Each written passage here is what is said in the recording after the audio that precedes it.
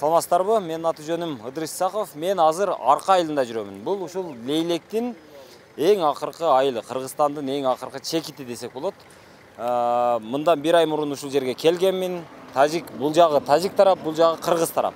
Ошол тажик тараптын чабуулунан, алардын кол салуусунан жабыркаган үйлөрдү көрсөткөн болчумун. Азыр дагы ошол бойдон турат, эч кандай өзгөрүү жок. Азыр ушул ишкерлерге кандай мамлекет жардам берди, же жардам бербедиби, ошолорду сурап көрөлү. Азыр мыналар ошол мындан бир ай мурун келсем, кандай турган болсо, ошондой гана турат, болгону анча-мынча таштандысы гана алыныптыр, андан башка эч кандай өзгөрүү жок. Азыр айрым ишкерлер ушул жерде турушат. Сиздин бизнесиңиз эмне эле? Мен бир башканам бар, анан бетте бир навайканам бар. Анан ол жакта бир заправкам күйдү, анан кампам бар эди, кампамдын ичинде 30 тоннадай өрүгүм бар эди.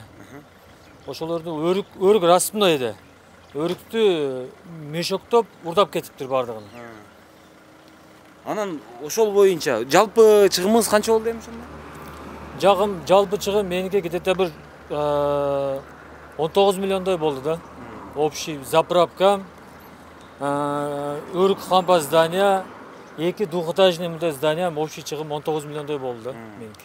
Анан ошонуңузга азыр мамлекет не деп атат? Өзү негиз башында айтып атышты эле. Биз бардыгын компенсациясын төлөп беребиз, кайра калууна келтирип беребиз дешкен эле да.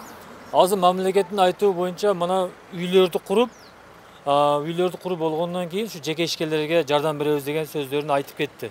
Ким айтты аны? Ушул жерде жеке ишкерлерге бир чоңдордон келип айтып кетти. Мен болгон жокмун. Ошол аялдар айтып кетти. Азыр келип олорду да чакырдым. Олор келип өздөрүнүн оюну ким айткандарын айтып берет келип. Өзү негизи ошол күнкү окуя кандай болгон эле? Окуяны айтып бериңчи. Кантип? Түнкү окуяда ошол күнү биз числолордон бери саат 29-число где-то орозо ачуу маалыга бир 4-5 саат калган маалда биз ошол күнү иптар кылчу эдик. Ошол айылдын биз менен тең балдары менен ооз ачар кылабыз деп бир эки нерсебиз калып кетип, ошо Кысакөздүн үстүндө Бостон деген заправкага барып, ошону алабыз деп мен үйгө барып алып келдик. Алып келип турсак, күнчүгүс жактан 55-чи маршрут конечный деп коет. Ошол жерден ок атуунун добушу чыкты. Ошондон биз аркага карай качабыз деп жолдун үстүнөн айдасак, күнчүгүс жактан да атыш чыкты. Анан үйдө карай качып кеттик. Талаалап. Айылга качып барып, анан айылдан маргум айылга элдер менен кошулуп, ошол жака качып кеттик. Саат ошондо канчалар болду? Ооз ачар маалы болду?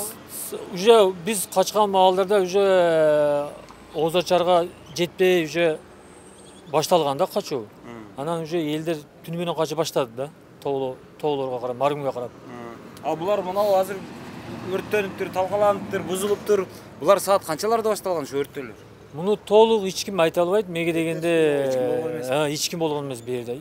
Бизде энди эвакуация кылганда орган эвакуация кылып бизди чыккыла дегенде биз качып кеткенбиз да.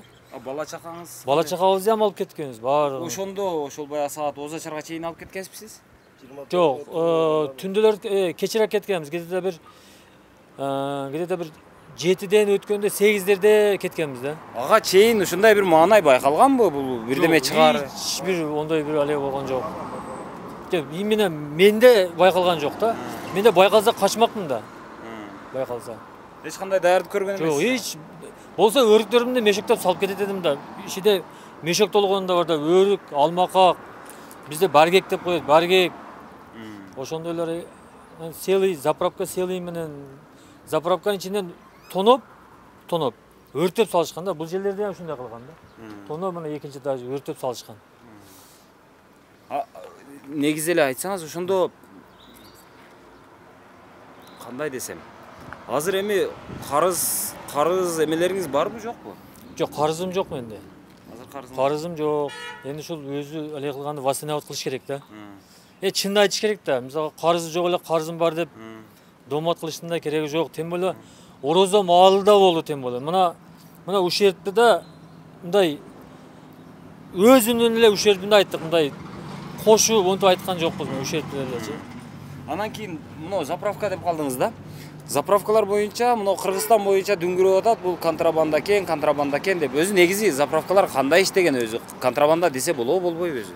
Заправкаларда ким кандай иштеди өзү билет. Мисалга заправкалар бар, мисалга ушул жерде канча налог түштү, Кыргызстан ичиге налог түштү. Сиз канча төлөйт элеңиз? Айнабы? Айна мен да эми ошо алып келген товарыма кошо төлөйт элек да. Ошондо эми ошо заправкаңыздан орточо эсепти билесиз эми баары? Орточо эсеп мисалга айыл өкмөткө налогко бир айда мисалга 30 миң, 40 миң, кээде 20 миң ар түрлүү да. Товарды алып келгениге жараша төлөгөнбүз да.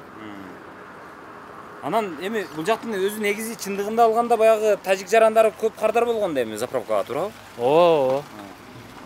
Аны эми ошону кандай деп ойлойсуз? Бир жагынан алсаңыз бул ишкердик. Бул өзүңүздүн чек араңызда сатып атасыз.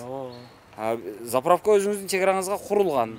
Эмени жанагы салыгын өзүңүздүн айыл өкмөтүңүзгө төлөп атасыз. Бирок кардарларыңыз тажик тарап көбүрөөк болуп атат. Эми ошону эмне деп атасак болот? Эми бир жагынан азыр айтып атабыз бул эме деп, жанагы аткезчилик деп. Экинчи жагынан мен аткезчиликти дагы актагым келбейт, бирок ошол эле учурда эмне өзү сиздердин эми Эndi мындайда аткезчилик десе, ушул заправка курулганга 10 жыл болду да. 10 жыл мурун айтыш керек, айтышыбыз керек эди да. Эndi шунча иш болуп, кыйра бүткөндөн кийин көп нерсени сындаган жакшы эмеспи деп ойлойм да. Эndi буга азыр мен интервьюну кандай берсем да элдин түшүнүгү ар кандай экен да. Ошого мен биздин энди кандай медиа интервью беришиңе да түшүнбөйсүн да энди. Ошого билбейм мен, ону ким кандай түшүнсө ошондой түшүнсүн. Меге дегенде аткезчилик десе ушул жерге курулуп атканды айтыш керек эди. Болбойт бул аткезчилик деп. Ишкерлер курбайт эди. Ишкерлер куруп, налог төлөп, канча элге иш бергениге күнөөлүү эмес да. мүмкүнчүлүк болсо кыла берет. Жок, мисалга күнөөлүү эмес да азыр мисалга. Канча элге иш берди, канча элге ушул жерде канча бир соопчулук иштери болсо туруп турдук мисалга. Ишкерлер. Мисалга азыр энди келип ушундай болуп калган кезде биз аткезчилик десек болбой калабы дейм да энди. Мен Тилаева Нургүл. Ушул жерибизди магазиндерди тоноп кетти мына туугандар. Биз аларды с хлебом, солью карап магазин базарларга киргизип соода кылдырсак, бул туугандар ушинтип кетишти. Ошентсе да биз бош келбей, кайра көтөрүлүп, ак ыйлет, бирок сынбайт дейт. Бирок биз ийилбейбиз, биз сынбайбыз. Биз до конца турабыз, ишти баштадык. Мындай чакан магазин бар эле, ошол жерде бытовой наркы белгилерин бар эле. Эми азыр кайра алып келип, карыз-парыз алып иштетип атабыз, Кудайга шүгүр. Канча сомдук жабыр тарттыңыз? 800 миңдик. Меники бытовой техника эле да. Нелер бар эле ушунда? Телевизор, духовкалар, печка, стиральный машина эмес, баягы тамак пиширчү печкалар, газ плиталар бар эле. Анан тефаль, мифаль, ошо турмуш тиричилик да, обувьтар бар эле, бушлаттар бар эле, зимний галошторум бар эле, бүт. Ошо буйрук экен алып кетишти, эмне кылайлы? Ошо эми күтүп атабыз, айла жок, эми өкмөт төлөп берер экен, үмүт. Ошону сиздерге бирөө жарым келип, мына сиздер кыжалат болбогула, бул төлөнөт деген бир сөздү айтты, айтпадыбы? Айтылган, айтылган. Ким келип айтты? Ким убада берди ошондой? Губернатор айтты, аким айтты, расмий бийликтен же Ташиев айтты. Келгендер эле бардыгы айтып аткан. Губернатор дагы, президент деле айткан. Ону 60-жылыкка келгенде биз барганбыз да, жаштыкка келгенде барганда ошо сабыр кылып тургула. 2 ай дегенде мына максат элдин киргизип алайлы үйлөрүн, көчөдө калгандарды. Анан на втором плане силер деген да. Ошо үмүт кылып эле отурабыз, эми айлана карыздар мынтип өлө сурап атышат, карыздар бергиле деп. Канча карызыңыз бар? Бар да эми 200дөн ашык карызым бар, 200 миңден ашык. Андан сырткары бул жер товарлар. Считает 300 миң карыз да меники. Ошолорду сурап атышат, эми эмне кылабыз билбейбиз, кантебиз. Эми жөн отурганда ким бизге нам берет, Чыгып иштеп атабыз. Карыз үстүнө дагы карыз алып. Эч нерсеңиз жок экен. Жок, азыр мына жерде базардан товарды алдым да машинам жүктөп чыктым эле да. Мындай чыгарыш кыйын өзүмө. Анан машинам жүктөп эле азыр түшүрүп бияка жаям да. Өткөндө Азаттык келип тартып кеткен, тоже YouTubeга чыгаргам. Эми билбейбиз, силер ошондо ким болосуңар? Мен мурда азаттыкта иштешим, көрсөк болобу? Анан азаттыкта мен өзүм чыгып алып, азыр эркин эле жүрөмүн. Анан мына ушу эшиктерди полный сындырган. Мына эшигимди чыгарып кеткен, полный. Ылдыйда складтын эшигин чыгарып кеткен. Бүт кайрадан жасап. Астында склады да бар. Склад бар эле да, ылдыйда склад бар эле. Бул жак баягы базар деген ушул жер болчу да? Ошо базар деген ушул жер да. Ошол жер базардан ушул жер. Азыр мына жерде жайылып соода кылдым эле. Муяктан чыкканга жалгызмын. Базар ооба. Бүттү. Ден соолук не позволяет, анан машинама жүктү, анан нар жактан түшүрүп атам да азырчы. Азыр мына күйгөндө кубаныч абанын зап эмеси да. Мындан өтө көп эң чоң ошол болду да азыр. Бытовый техникалар өтө көп. Бул дагы Азыр кирип көрсөм болобу бар? Ооба, бар эле ошо как раз кетип атат. Барып тартыңыз ошолор өздөрүн дагы. Макул же. Болуптур, майли. Рахмат. Бул азыр мына ушул арка айылындагы кичинекей мындай бурч жер бар. Ушул жолдун ылдый жагы мындай караганда тажиктердин жери сыяктуу көрүнөт, бирок ушул жердеги бурч ушу кыргыздардын жери деп саналат. Мына ушул жерде базар бар. Жо, мен аны туура эле айттым. Анан мына ушул жерде ушу чакан кыргыздардын базары бар. Кыргызстанга карайт. Мына ушул базарда өрттөнгөн толук. Анан азыр Assalomu alaykum. Кандайсыздар? Саламат. Товар түшүрүп атасыздарбы же чыгарып атасыздар? чыгарып атабыз. Неге? Базар эми иштебейсиздер. Жок, базар бүттү да, эми үйгө алып кетебиз. Күнүгө ушинтип алып келип, кайра жыйнап кетип атасыздар. Неге? Же дайыма ушундай Эми дагы күйүп кетпесин дейбиз да. Ошо. Ишенич жок экен да азыр. Ишенич жок азыр. Азыр базарга адам келип атабы? Эл? Базарга аз келет азыр. Ошо биздин магазин мына болчу, эң чоң магазин болчу бул жерде. Канча сомдук товар күйдү? 16 миллион. 16 миллион? 3 магазин да, бул жер 2 литра база. Не товарлар болчу эле? Бытовая техника, мебель, сантехника, электроника. Ошо селитра удобрения болчу да бул жерде. Карыз-парызыңар жокпу иши? Карыз бар. Федерал болчу, Айылбанктан кредит болчу. Азыр бийлик компенсация кылып беребиз дешти эле да, ал эмне болду эми? Ал эми экинчи орунга коюп атты го, биринчи орунда мына Максат айынын үйлөрүн тургузуп беребиз деп аткан. Анан эми постепенно болот деген да, биз жактычы. Ошону күтүп атасың? Ооба, күтүп турабыз эми. Бирок ишеним барбы азыр? Ушу кетиште азыр бийлик Жок, пока ишеним жок. Эми башка жактан эле болбосо, эл тараптан эле болбосо, ал бийлик азыр. Элден кандай жардам болот? Эл кирип акча бербейт экен, төшөгөрүн берет экен берсе. Ооба, эми биз тарапка билбедим, азыр ишеничтер жок, уже үмүтүбүз бере калбады. Ал эми ушинтип Күнүгө жүктөп келесиздер, сатып Бир жумада. ооба, бир жумада бир жолу азыр мына базарларга алып баратабыз. Соода деле жок бүгүн, мисалы. 1000 сомго жетпеген соода алдык. Күндө ушунча нерсени алып келесиң, бир жумада 1000 сомдук соода кылып бул иш деле жок азыр мисалы. Иш деле болбой калды. Иштеш деле кыйын азыр. Сиздин оюңузча бийлик кандай чара көрүш керек, эмне кылыш керек?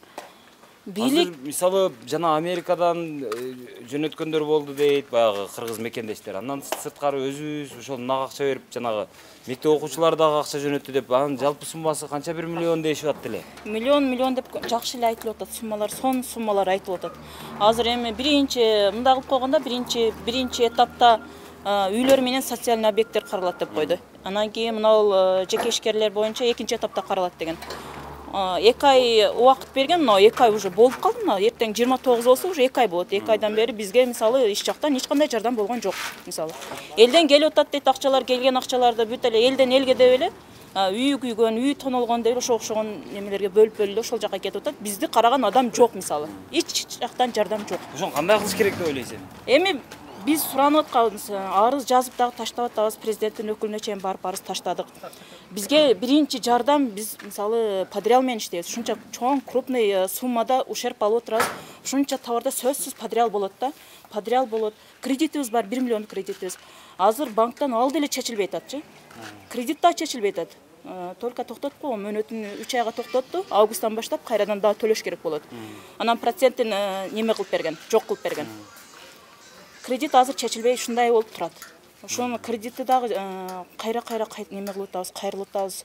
Биздин төлөгөнгө эч кандай шартыбыз жок. Биз өзү ушунча чоң суммада ушерп алып банктан башка мисалы да Бишкектен, Оштон подриалдарыбыз бар. Ол жакта клиенттерибиз күтүп отурат. Мамлекеттен силерге жардам болобу экен, биздин акчабызды бересиңерби дегендей кылып эле утуруп чалып кабар алып атат. Ошонун үстүнө эле кайрадан мына ушунча товарды дагы карыз берди ошолор бизге жардам берди.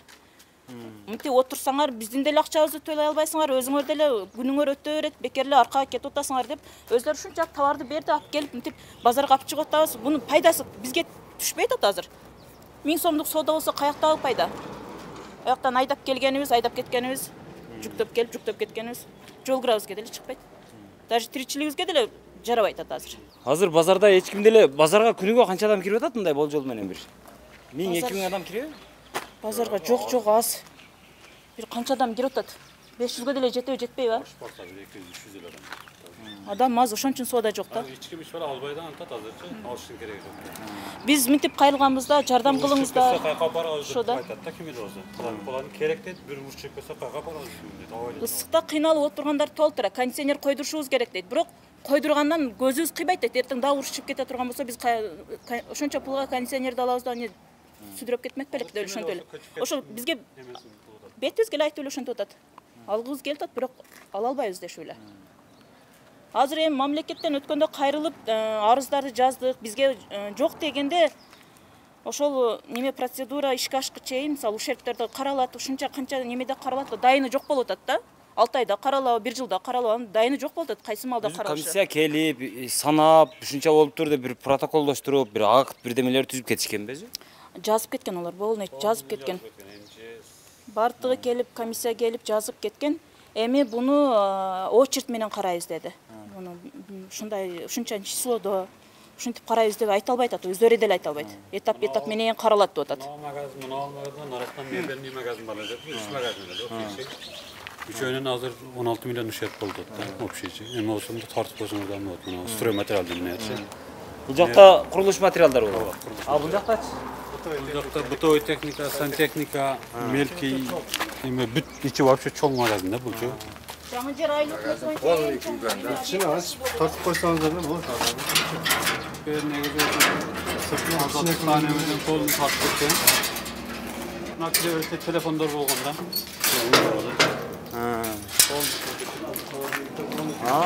Бул чоң сарай турбайбы мунун ичи? Мынау эмелер ошо бойдон турат, мынау холодильниктер.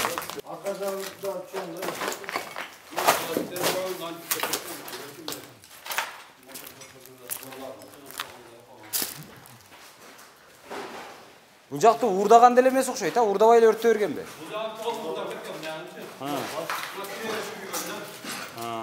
Азыр Силаждар бар эле, силаждагы нерселерден колуна кеткен, биз силаждарын өзү үйгө алып кеттик. Күйгөн эмес да силажчы, мына күйгөндө бияк жөн ыш эле. Мына жерде толтура холодильник, бутовой немелер бар эле да, упакованныйчы, улар бүт ташып кеткен. Мына бир сантехника эле. Ана сантехникадан бүт алып кеткен. Андар жагы электрата бар эле. Бул жалпы аянты канча бир көп чоң экен бул, сарайдай болуп. 15ке 35 ушундай да, мындай 15, мындай 35, 40 ушундай чыгат. бул жакта да ушунча магазинибиз бар да, мындан чоң. Бул жакта алдагы жок азыр. Эч нерсеси жок. Onu kүйгізген емес, бүт ташып кеткен да.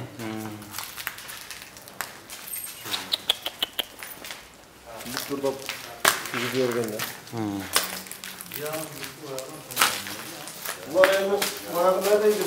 Президент келди, Садыр Жапаров келди. 2 жолу келди, экөөндө тең чыгып жөн эле ушинтип жер тепкилеп сүйлөндүк бизчи. Бизге жардам кылгыла, биз мындай мойнубуз башы асылып калдык биз карызга. Мындайча асылып калдык. Банкка мамлекет мынтип төлөгөнгө шартыбыз жок деп тепкиленип туруп алабызчы банкты. А оякта бизге окшогон жеке ишкерлерден карыздарыбыз бар. Алар менен эми мындай документальный эмес, мындай как ишеним аркылуу эле иштеп жүргөнбүз да. Биз олорго кантип төлөйбүз акчаны? Ошолор мынтип алдын ала жардам бергиле, биздин процедураны күтүп отура бербейбиз.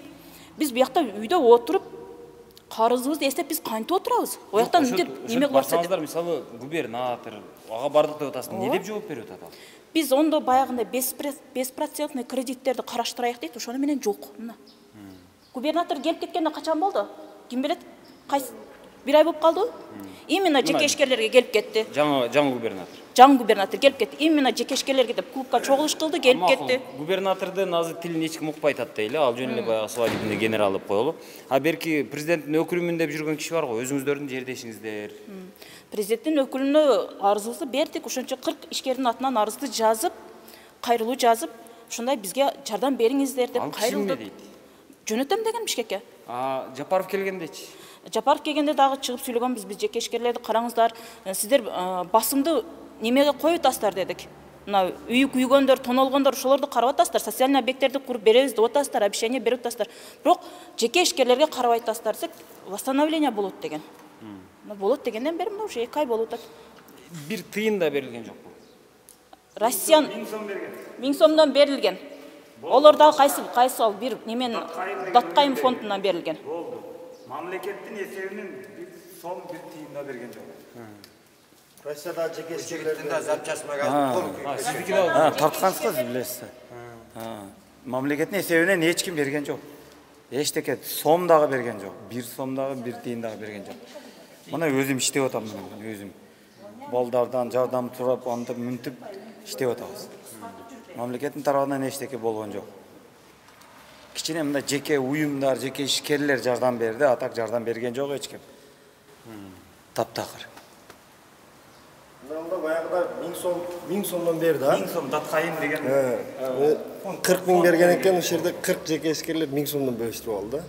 Анан баягы Россиядан келген, биздин өзүбүздүн айылдаштар, туугандар алар акча берди.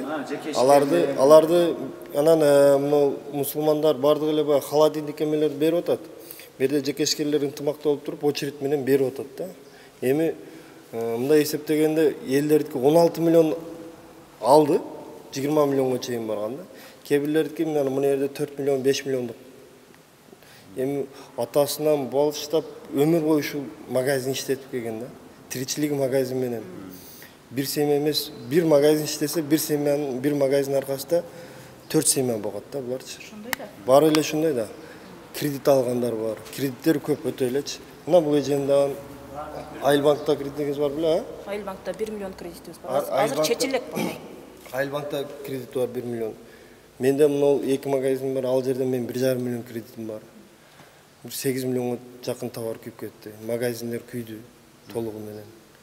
Мына биз мисалы мен ушул кыргыз элиме ыраазычылык айтам. Негизичи биз кыргыздар баягы түндүк түштүк деп бөлүнөт экенбиз. Анан область айыл болуп бөлүндүк. Бирок башыбызга мүшкүл түшкөндө биз кыргызыбызды билдирип, ынтымакта бүт элден гум помощь жардамдар келип атты да. Өтө көп гум помощь жардамдар өтө көп келди. Азыр бизде Кудайга шүгүр элде 2 айга чейин продукта жетет да. Элдечи. Бирок мына магазин күнүмдүк магазиндер иштебей калды, сусабектерчи. Магазиндер иштебейт, ашканалар иштебейт, аптека иштебейт. Заправка кылганса бензин жок. Эми азыр убактылуу чечтик. Айылдын сырт, айылдын ичинде элдер сатып атат.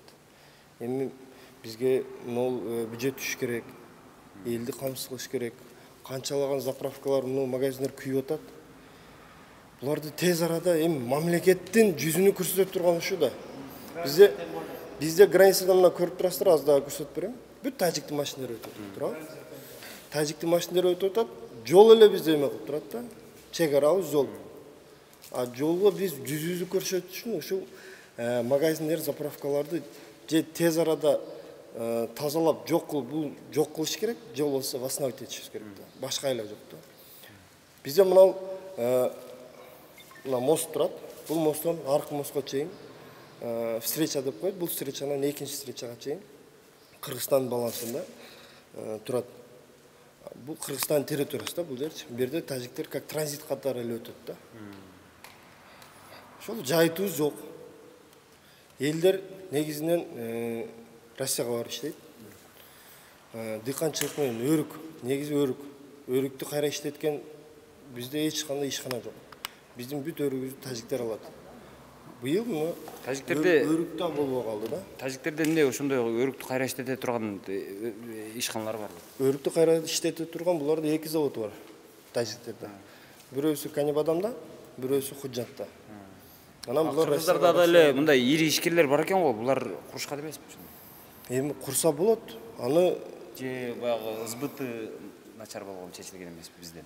эми сбыт ошондой болуп атат да эми.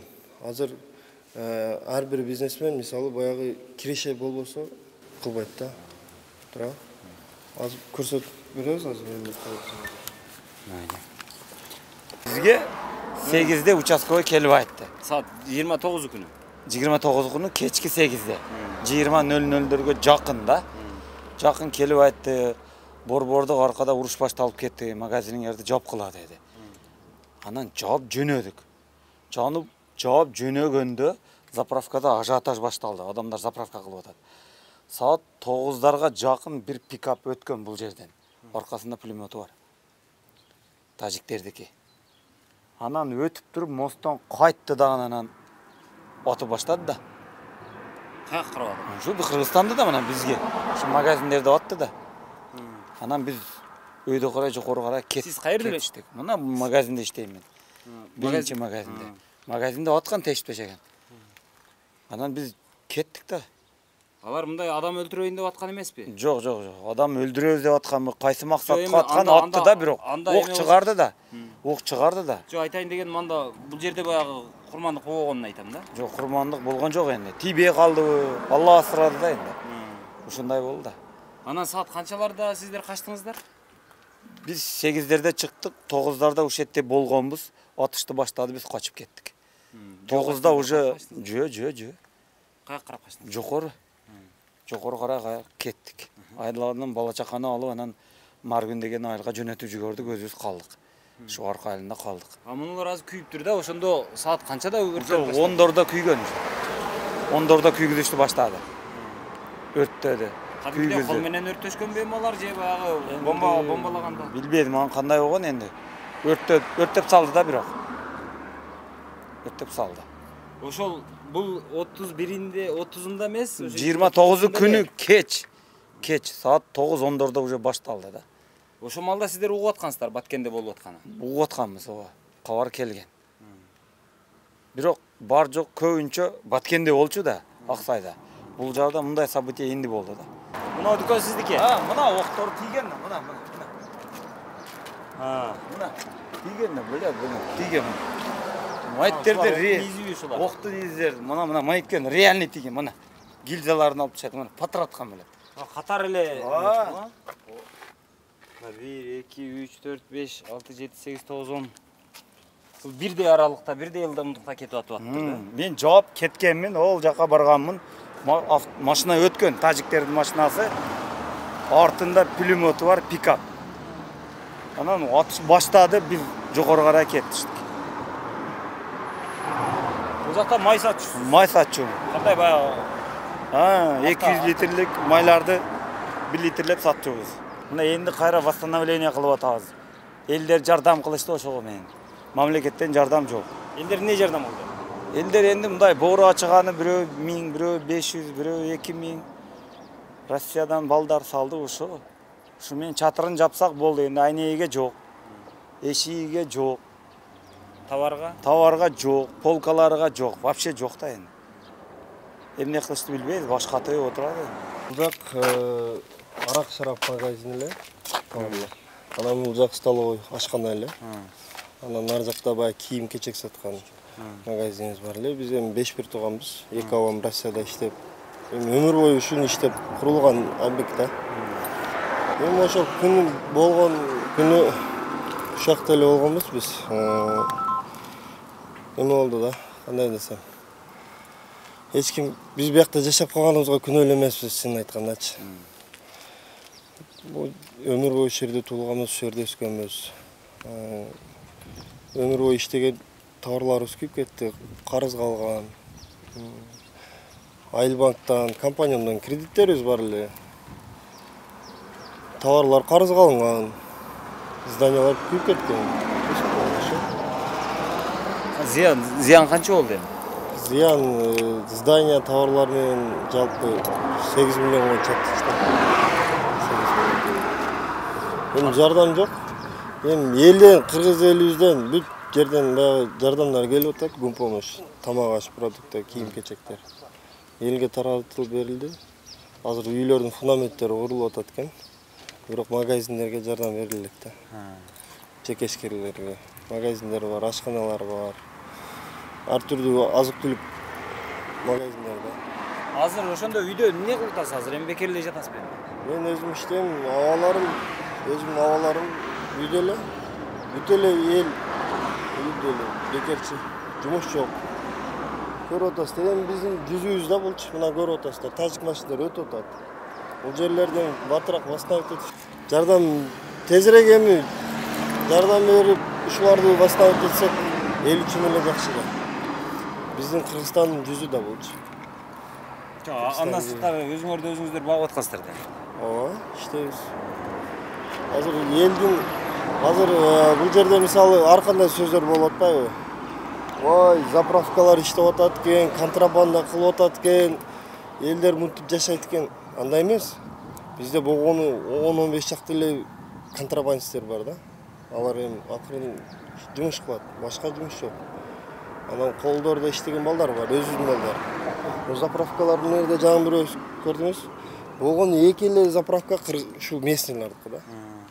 Калган 28 заправка болсо, ошонун бардыгы Ош, Жалал-Абад, Бишкек жогорттон. Алар келип мыйзамдуу түрдө жумушун кылып атат. Эми граница ушундай такталбаганга биз күнөөлүү эмеспиз да. Туура. Мына жерде мост бар. Бул мосттон аркы мостко чейин мына жол Кыргызстан территориясы. Мына базарда Кыргызстан территориясы да. Бул баягы 26-жылгы дагы 89-жылгы андан кийин эгемендүүлүк алгандагы эмелер боюнча дагы бардыгы Кыргызстан территориясы да. Агы кредиттер боюнча кандай болду? Азыр кредитиңиз сизде да бар беле? Кредит менде да бар. Айыл банктан алгам, 1,5 миллион кредит алгам. Бирок азыркы күндө 1 айга ошол баягы процентин токтотту, бирок жардам бериле элек да. Бир эле менде эмес, биякта көпчүлүгүдө кредиттер бар. Мөл булактан баягы аз экен, Мөл булакта элдер алганы 100 миңден алат экен. Аларда 10 миң, 20 миңдер калган экен, баарын төлөп берди. Мөл булактан компаньонду толук төлөгөн жок. Компаньонду Мөл булакта кредитим бар менин. Компаньондон жардам берилген жок.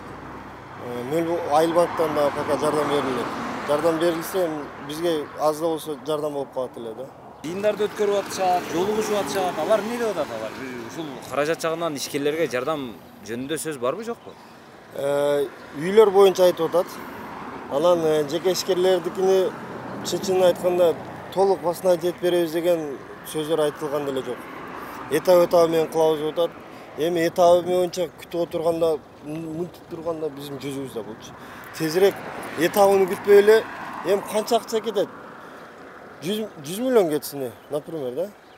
Мисалы, 100 миллион кетсин, берсин, комиссия келип тактап кеткен. МЧС келген, администрациядан келген, бүт структурадан келип тактап кеткен.